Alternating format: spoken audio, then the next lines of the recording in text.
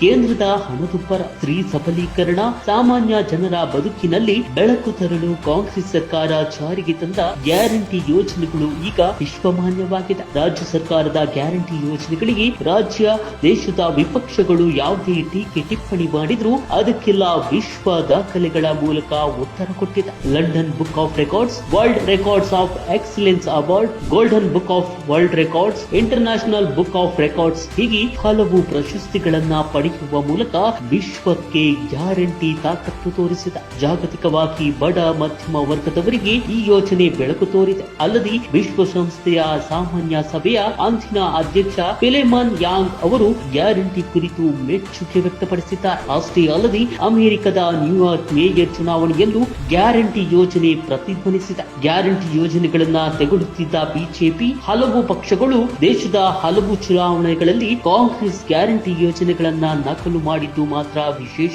Congress guarantee ಯೋಜನೆಗಳು ಕೇವಲ ಯೋಜನೆಗಳಾಗದೆ ಜನರ ಜೀವನವನ್ನ ಪ್ರಗತಿಯ ದಾರಿಯಲ್ಲಿ ಮುನ್ನಡೆಸುತ್ತಿದೆ. ಈ ಮೂಲಕ ಜನರ ಬದುಕಿನಲ್ಲಿ ಆಶಾ ಕಿರಣ ಮೂಡಿಸಿದೆ. ಗ್ಯಾರಂಟಿಗಳ ಮೂಲಕ ನುಡಿದಂತೆ ನಡೆಯುತ್ತಿದೆ ಕಾಂಗ್ರೆಸ್.